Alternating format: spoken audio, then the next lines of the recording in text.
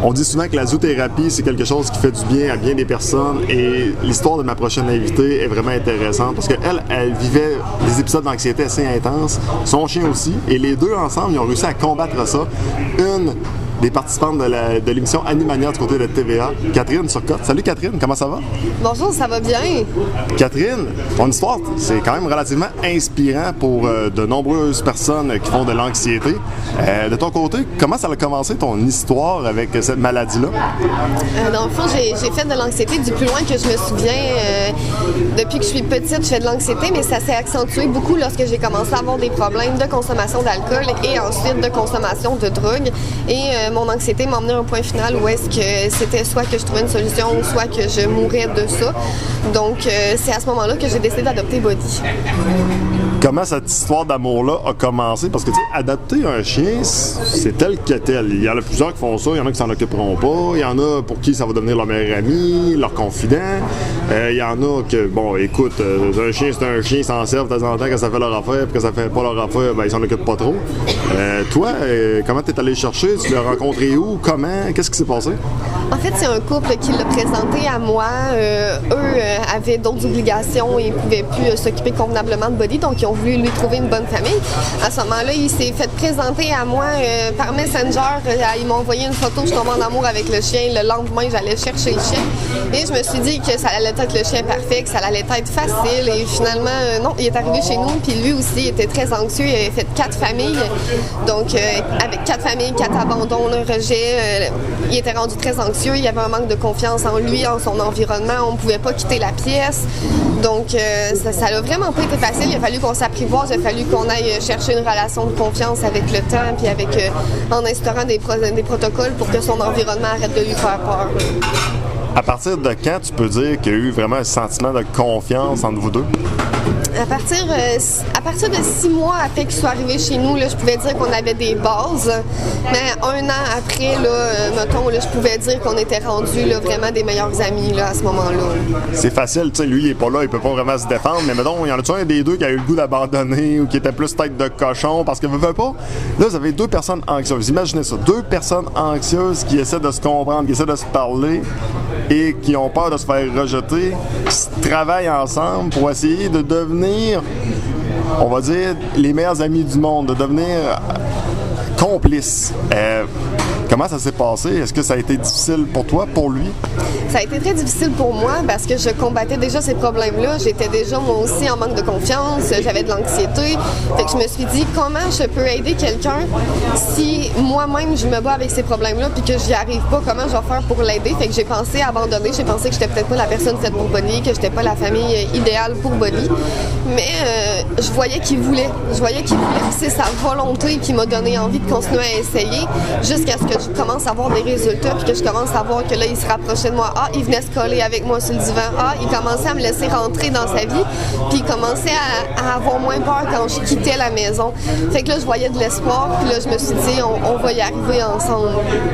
Est-ce qu'il y a un moment que tu peux mettre peut-être le doigt dessus, un genre de moment clé que tu dis, à partir de là, il y a eu un certain déclic? J'ai oublié de mettre mon chien dans sa cage avant de m'en aller chez nous. Puis habituellement, là, c'était catastrophe. Je revenais, il avait mangé mes murs, il avait défait de mes poubelles, il avait fait pipi à terre. Puis une fois, je l'avais oublié. Je suis revenue chez nous. Il était couché sur sa chaise, puis il avait rien démoli, il avait rien fait. À ce moment-là, j'ai su qu'on avait atteint, un but. Là. Il s'était pas ennuyé au point de tout détruire. Fait que je me suis dit, OK, là, on a atteint quelque chose. Ton chien, c'est lire. Ouf! Quand j'ai vu ça, j'étais... tabarnouche. Il y a du monde à l'école qui vont y aller toute leur vie puis ils ont de la misère à lire, puis lui, il sait lire. Bon, à part savoir lire, là, qu'est-ce que ton chien a de si spécial que ça? Buddy, en fait, on a appris plus de 100 tours ensemble. On a donc vu des tours passer sur Facebook avec des gens qui faisaient un tour. On s'est dit qu'on allait les essayer. Donc, j'avais pas les moyens de payer un éducateur canin. J'avais pas les moyens d'avoir des cours, mais je voulais m'amuser avec mon chien. Donc, on a commencé à faire du essai-erreur. Je voyais un tour passer. Je me demandais comment je pouvais le mettre en pratique. Après ça, je le mettais en pratique. Puis, on a réussi à faire plus de 100 tours de freestyle et de commandes d'obéissance aussi, entre autres la lecture. Ça a l'air tout à fait facile. T'sais, on regarde ça à la télévision, on est comme, tabarnouche, le chien, il est donc bien intelligent, il est donc bien bon. C'est-tu long, pratiquer un tour avec un chien? Pratiquer un tour avec un chien, ça dépend. Dans un milieu sans distraction, ça peut prendre 3 à 4 séances pour un chien qui apprend pas nécessairement vite. Avec Buddy, en une séance, j'étais capable de capturer un comportement puis de le mettre sur commande, mais ça me prenait peut-être 2-3 jours là, pour le mettre dans plusieurs environnements, dans plusieurs contextes, pour qu'il m'écoute dans peu importe la distraction autour de lui. C'est quand même malade. Buddy, il y a une page Facebook. Le monde le suit, le monde l'aime. C'est quasiment le chien d'une ville. Il y a un sentiment de fierté. C'est sûr que là, on fait comme de la radio. Fait que le monde ne voit pas ton sourire. Moi, je le vois. Ça ment pas. Il y a une fierté, ce chien-là. Hein. Oui, vraiment. En commençant la page de Buddy, c'était pour garder le fil des souvenirs, en fait, parce que je voulais faire quelque chose d'original et je pensais pas que les gens allaient autant nous suivre, allaient autant nous aimer. J'en parle, j'ai les frissons. Les gens, ils sont tellement gentils puis ils nous aiment vraiment beaucoup. Fait que, ouais, Buddy a sa petite page Facebook, sa petite communauté. Fait que, ouais, là-dessus, on met nos aventures, on met nos tours, on met tout ce qu'on fait ensemble, on le met là. La réalité maintenant, on parlait d'Animania bien sûr, mais l'anxiété, autant pour toi que pour lui, c'est un combat qui est gagné, c'est un combat de tous les jours. Est-ce que c'est une lutte à finir pour vous deux? Ça ressemble à quoi le combat quotidien peut-être de toi et de Buddy? En fait, c'est encore tous les jours. On a surmonté beaucoup de choses ensemble, puis notre anxiété, on est capable de la gérer ensemble, mais on en vit encore à tous les jours. Tu sais, Buddy, il est encore craintif quand on va marcher sur le boulevard puis qu'il y a des gros camions qui passent. Tu sais, le bruit va le faire peur, les nouvelles personnes, la foule. C'est toutes des choses qui le stressent au premier abord, mais qu'en travaillant, ça finit par diminuer. Là. Puis moi aussi, j'ai des crises encore d'anxiété. Ça arrive quand des fois je sors de chez nous, il y a trop de gens, là, je fais une crise. Buddy, à ce moment-là, il est toujours là. Il va m'aider en public, il va m'aider à trouver les sorties, il va m'aider à trouver les endroits où est-ce qu'il y a moins de gens. Et chez nous, il va faire des points de pression là, sur mes jambes ou sur mon cœur pour que je reprenne le moment présent puis que au lieu de divaguer dans mon anxiété. Là. Fait que c'est vraiment un combat de tous les jours qui probablement ne sera jamais nécessairement gagné. L'anxiété, on va toujours vivre avec, mais en essayant l'un l'autre, c'est beaucoup plus facile, par exemple. Animania, qu'est-ce qui a fait que tu as décidé de t'inscrire à cette émission-là? Parce que là, on s'entend, tu fais de l'anxiété, le chien aussi. Fait qu'on laisse passer compliqué de même, on s'en va à TV. Ah oui! Effectivement, je sais pas en fait comment que j'ai eu le courage d'aller là parce que je me suis fait pousser beaucoup puis j'avais dit j'aimerais ça, mais si je suis pris, je vais leur dire quoi? Je vais barrer, je serai pas capable d'en parler, je serai pas capable de dire ce que j'ai à dire. Fait qu'on m'a dit, fais les auditions, puis au pire aller, ça sera ça, tu vas essayer, puis tu te réessayeras une autre année. Fait que j'ai dit, OK, c'est bon, je vais envoyer mon formulaire. À la limite, ça se peut qu'ils me rappellent jamais après l'envoi du formulaire. Fait que je leur envoie mon formulaire. Maintenant, ils m'ont rappelé pour faire les auditions, puis après ça, ils m'ont rappelé pour faire le tournage. Fait que ça a été vite, ça a été une grosse aventure, mais on est bien préparé. Le fait qu'il y ait les auditions, après on tourne le portrait, après on se rencontre pour le tournage, on fait une pratique. Le fait qu'il y ait toute la préparation avant, ça aide beaucoup au stress aussi. Là. Ça fait qu'on est moins anxieux un coup qu'on est devant la caméra. Là. Comment t'as trouvé l'expérience, justement, d'être devant la caméra? Parce que, tu sais, je veux pas, OK, t'as Pascal Morissette, là, l'animateur qui est là, t'as Rémi-Pierre Paquin aussi qui était là, veux pas, c'est des vedettes connues, tu sais, c'est des gens qu'on voit souvent à la télévision, dans les journaux, dans les revues, t'es côtoies. Comment t'as trouvé l'expérience générale? C'était tellement une belle expérience. Moi, c'est la plus belle expérience que j'ai vécue dans ma vie. Je pensais jamais la vivre, d'avoir eu la chance de la vivre. C'était vraiment un beau moment.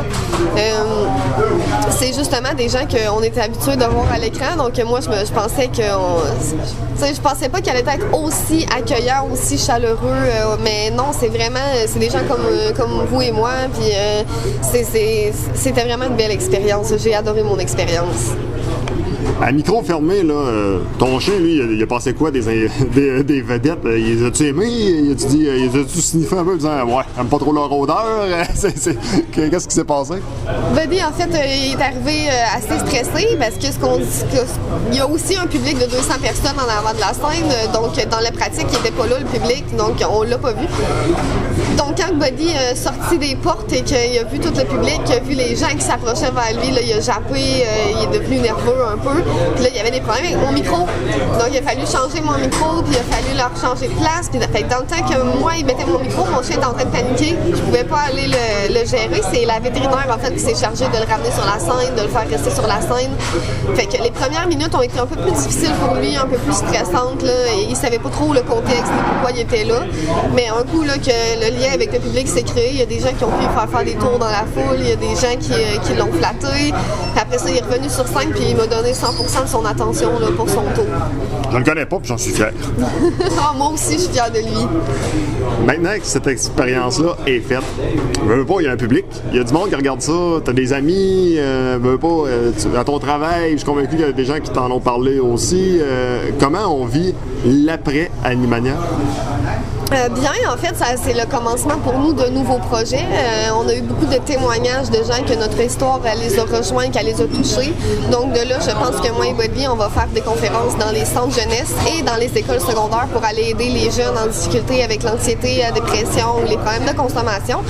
Fait que ça nous a ouvert plein de portes, ça nous a donné des nouvelles idées de projets aussi. Puis c'est le fun aussi de se faire reconnaître puis de se faire dire que notre travail a été apprécié aussi puis que notre histoire a été touchante. C'est le fun. Là. Quand tu as avancé, y a-tu un tour que tu n'as pas fait encore avec Buddy que tu aimerais réaliser dans le futur? Oui, j'aimerais réaliser le truc Rebound, où est-ce que le chien il va rebondir en sautant sur nous et il va rebondir après ça par terre. J'aimerais ça faire ce tour-là ou j'aimerais ça le faire sauter sur mon dos ou le faire asseoir les 4 pattes sur mes pieds dans les airs. Là. Ça, j'aimerais vraiment ça. Catherine, félicitations pour ta participation à l'émission. Félicitations également pour tout ce que tu as accompli parce que ta plus belle bataille, là, c'est pas été de passer à la télévision. C'est celle que tu mènes au quotidien avec ce chien-là pour essayer d'avoir une meilleure vie. Bravo. Merci beaucoup.